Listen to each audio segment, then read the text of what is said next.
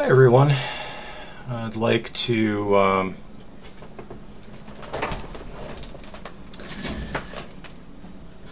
present some thoughts I had about the mechanics of abuse and intimate partner violence.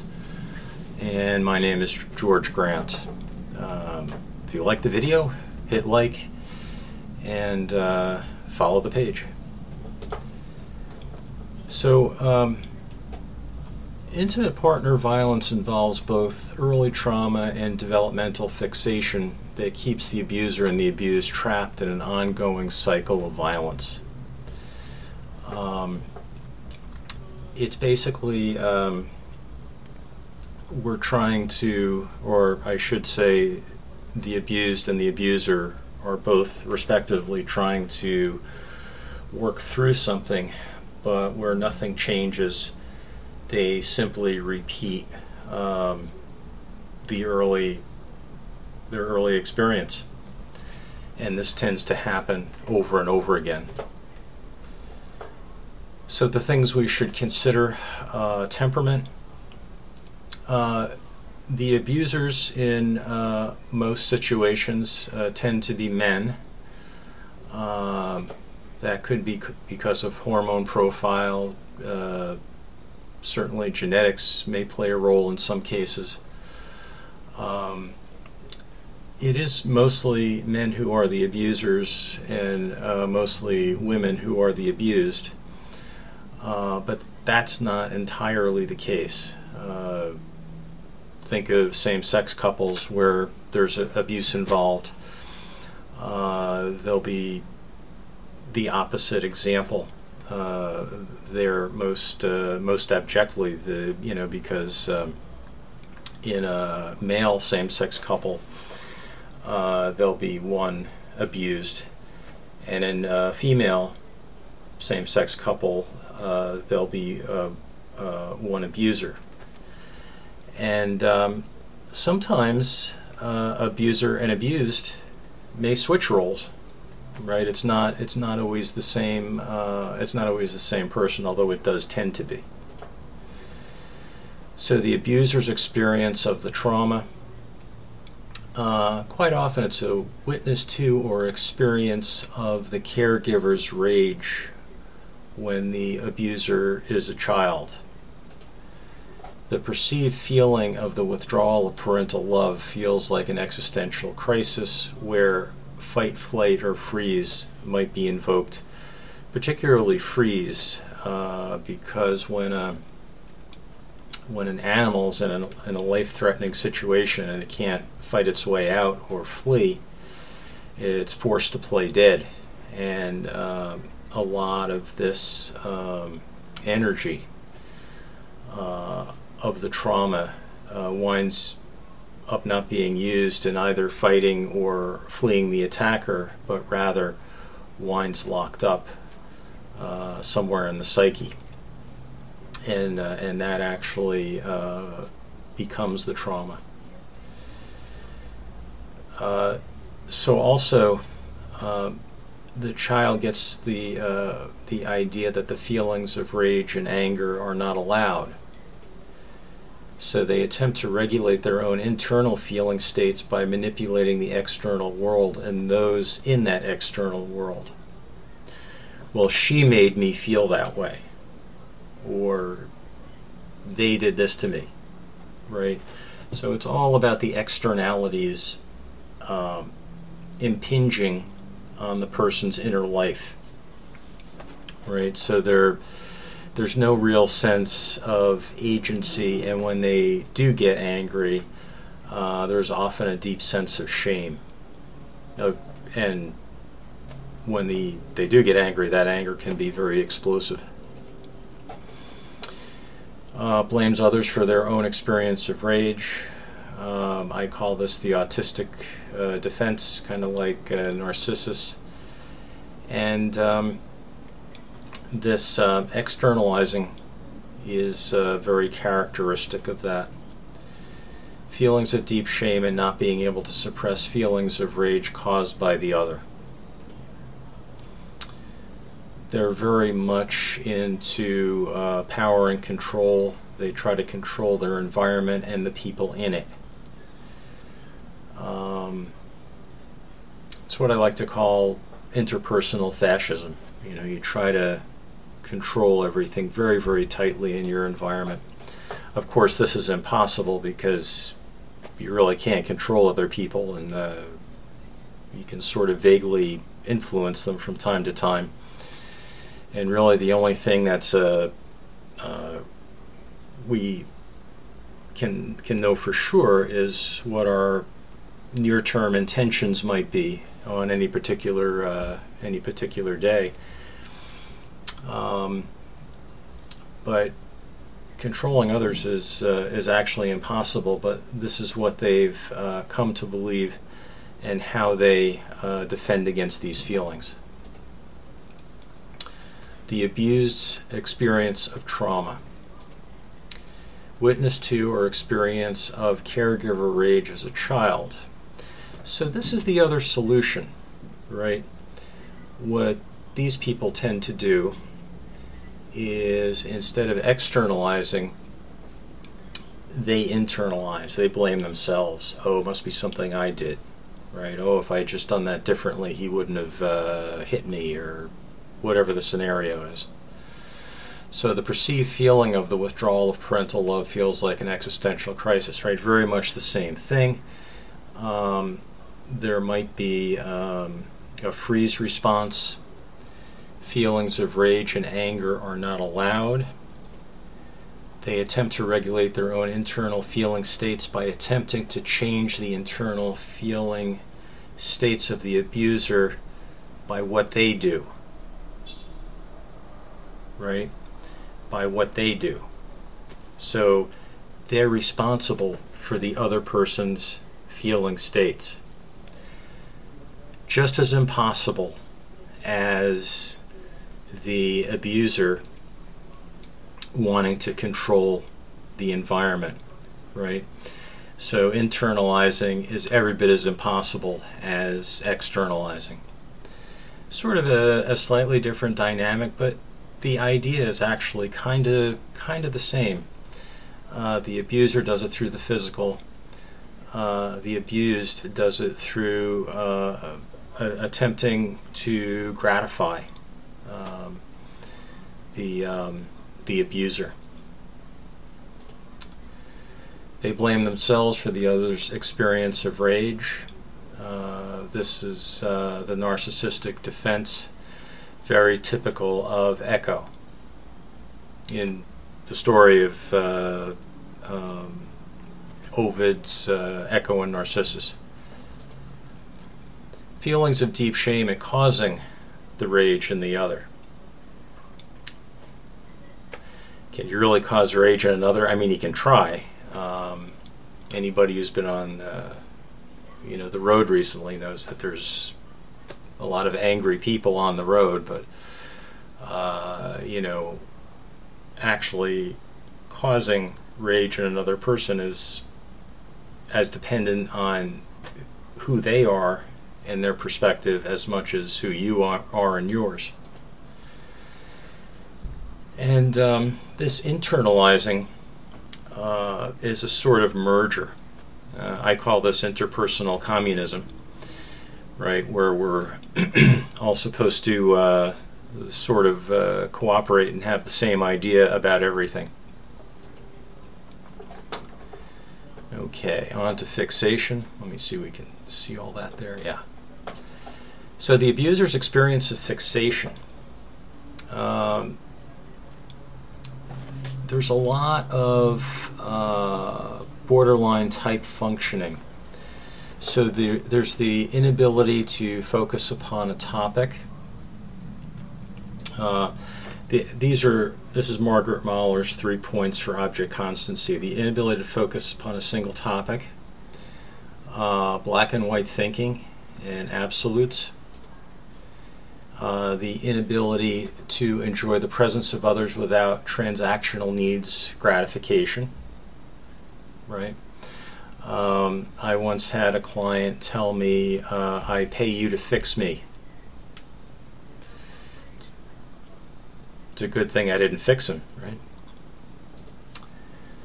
The abused experience of fixation, slightly different.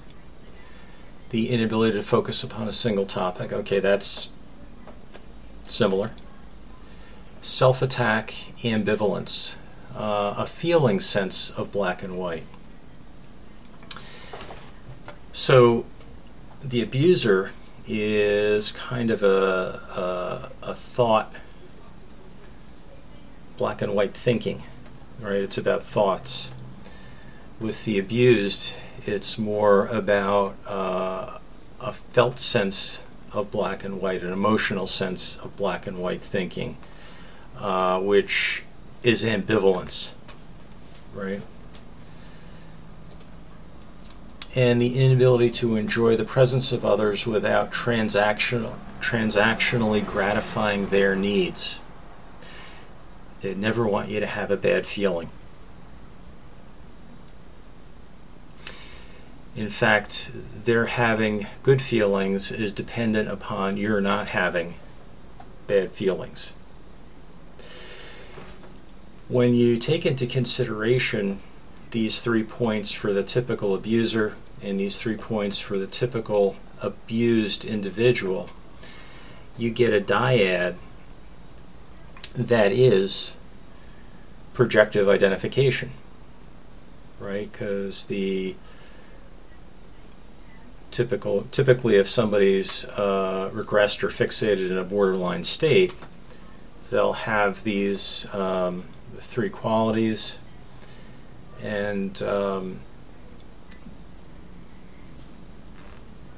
the person who's borderline acts in a way so as to make you believe that you're causing their distress. Okay? And if you can just kind of step back and get very curious about that, you can give them a different experience from what the typical reaction that most people have, which is quite often to cooperate or maybe get obnoxious right back, right? It's a very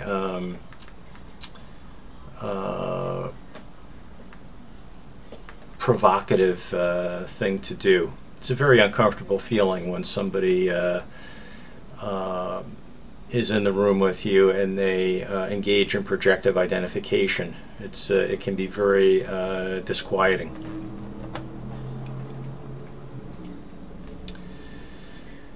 And the last criteria is present life circumstances. I mentioned regression or fixation. Fixation is kind of, they kind of live that way all the time. Regression is under stress. They revert to an earlier stage of development, and present life circumstances can come into play here. So if there's increased stress in life and in the relationship, it can escalate the situation toward abuse and violence very quickly.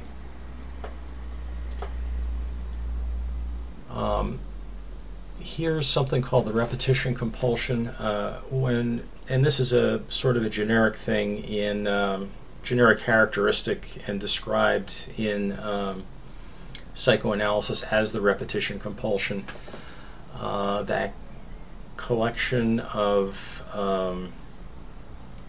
transference, resistance, and all the things that the person does to exist in their world in the day-to-day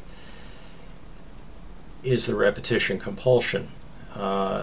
So when the abuser and the abused find each other in an attempt to work through, but when nothing changes, they repeat the cycle of abuse. So this is all in an attempt to work through the difficult sets of feelings that they defend against, and the defense against those feelings is actually what brings about the abuse in the new relationship. They do find each other quickly. I was doing an intake for a gentleman once, and had to ask him questions about his relationship with his partner. And, oh, so where'd you meet her? Oh, I met her at a bar. Oh. After you met her, how long was it before you started living together? Oh, she came home with me that night. She never left. You know, it was 10 years ago. So that's fast work. So courtship can be extremely short. What's really attractive is the prospect of being able to work through, right? But of course, no resistances are resolved, no transferences are resolved, no traumas are worked through. So what they do is they repeat. The abuser may have no memory of the abusive incident. Some therapists think that this is the abuser trying to get over on the therapist. That may be. I don't know. In some cases, that's probably true. But it's also true that by suppressing anger, suppressing and repressing anger for so long, eventually it comes out in explosive ways. If you can have conversations about things that nudge you, you know, they're sort of peevish, you never really explode, right? But to them, the feeling of anger, which might be related to a feeling of potential withdrawal of parental love as a child, this might become a forbidden feeling, and when it does and we stop expressing it, there's no place for it to go, right? It also prevents us from examining what feelings might be under the feelings of anger, right? Sometimes we can react angrily to being afraid. We can react angrily to being frustrated. You know, there's all kinds of feelings that might be under that. So the anger walls that off. So here's a list of complex defensive actions of abusers. Denial. I probably don't have to go over that, right? It's not just a river in Egypt, as they say. Insincerity is saying what one believes another person wants to hear. Compartmentalization describes the strategy, I almost said strategy, of only telling someone what they would know about or find out anyway. Justification is constantly shifting focus from actions onto reasons or intentions. Well, I really wanted to, or, you know, I meant to. Minimizing. Oh, I didn't hit her that many times. Gaslighting. Make another person believe they are crazy, and or discredit the person by making others think they're crazy. Fluency. Ooh, it's cut off at the bottom of the page. How did that happen? Fluency is, I liken this to the comedian who's long gone, Professor Irwin Corey, the world's foremost authority. Always spoke very authoritatively on things, and was just sort of making stuff up. Fluency is very subtle. It's hard to detect, and you'll detect it when you're doing your progress notes, and you'll think back about what the person said in the group or in individual treatment, whichever. And what you'll notice is that either you can't remember, or it's kind of a jumble, or you kind of remember the words, but it doesn't really make any sense to you. But at the time, it made perfect sense because they had the right intonation in the voice, the right facial cues, the right body language, hand gestures. It made perfect sense in the moment, but they weren't saying anything. It's kind of a weird thing they do. It doesn't happen very often, but when it does, you can really notice it. When it happens with projective identification, ooh, it's not good. So the primary form of treatment that seems to work in many cases is a process group with relevant psychoeducational topics each week. The primary form of intervention is bridging. If they can exchange with each other, right? It's much better when you hear it from a sibling as opposed to hearing it from your parents, right? Much more convincing. Group members are helped to talk, and they help other group members to talk by challenging and supporting one another.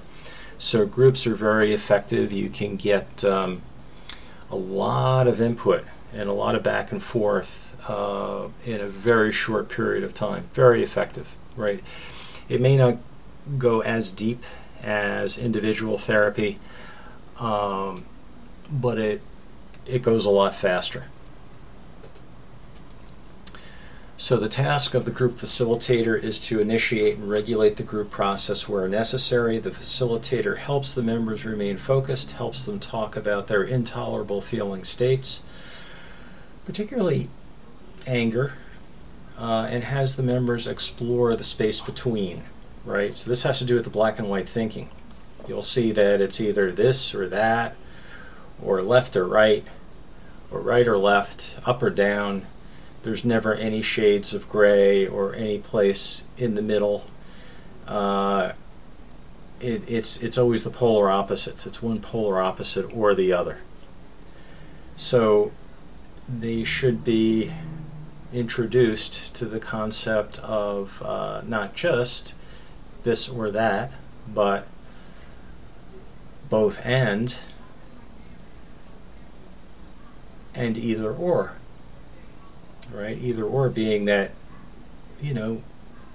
well, you can go between polar, the polar opposites aren't necessarily absolutely right, as well as there being a space between, right?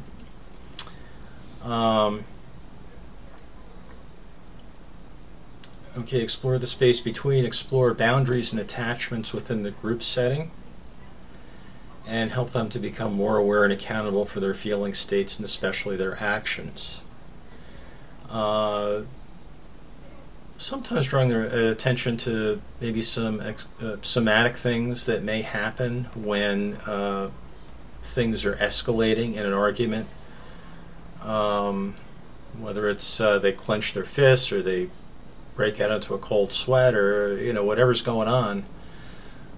Sometimes that can be a warning that things are about to go badly.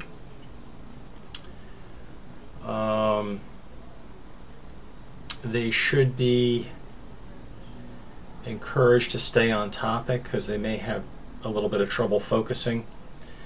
So when they have trouble focusing, try to bring them back to where they were, right? You can get a little curious, maybe a little confused, and try to get them focused back in and on point. Okay. These are some of the topics that we used to do. I used to do the men's group. That's right. Men are never victims. Unfortunately, in a lot of groups for the people who abuse, usually the assumption is that the men are always the abusers. Not always the case. You can see it's some of the things that I found were particularly good to talk about was the father's influence, the unfortunately named male privilege, because that has political connotations and will get people arguing about politics quite often. The effect on children, many times people say things like, oh, well, my kids were too young to know what was going on. Well, what about a child in the womb who is awash in the mother's stress hormones? I don't think there's really an age limit on that. Examining their emotions. I'll show you an emotion wheel, the last thing, that I find is a very helpful thing for them to refer to, a very helpful aid.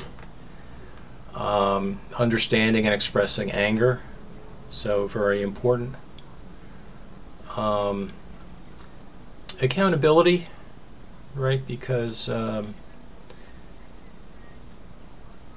if you externalize, you're exerting power and control on the environment and the people in the environment, and you have to be accountable for that. You have to become aware of it and know that it's not the greatest thing to do.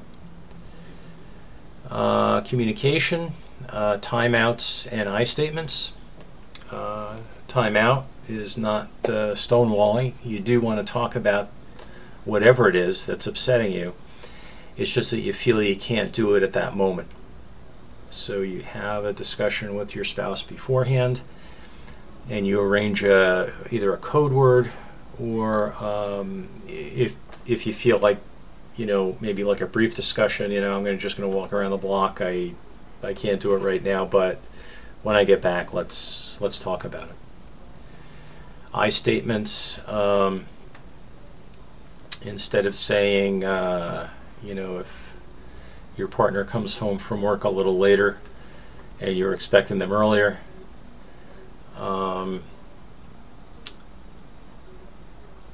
instead of calling them an inconsiderate weasel or something along those lines, you could say something like, I feel very worried when there's no phone call when you're going to be late for work, right? So you're really just talking about how you're feeling, right? It doesn't come off as accusatory or anything like was in that first statement.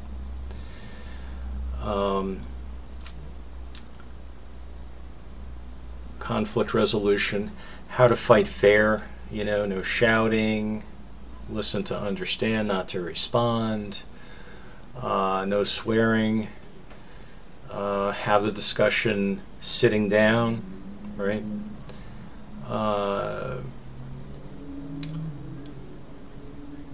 An often overlooked one is self-care. If you're stressed, you could regress, and if you're susceptible to acting out, you may do something that you regret from a regress state. So taking care of yourself is important. It's like the pre-flight safety demonstration. Put your own oxygen mask on first, because if you try to help the person next to you and you pass out, neither one of you may make it. So put your own oxygen mask on first. There's a reason why they say that. Okay, and the Vista group was the women's group. I never participated in a Vista group. Not too sure why, but this is the emotion wheel. So if you start at the center, those are the sort of categories of emotion, and these are the finer more nuanced emotions. So if it's a group of people who aren't necessarily really in touch with their emotions, sometimes this can be a good aid to figuring that out. Okay, I don't know, I guess if you have questions you could type them below. Like the video and follow the YouTube channel if you like this. And I'll be giving this presentation in November. So see you soon. Okay, bye-bye.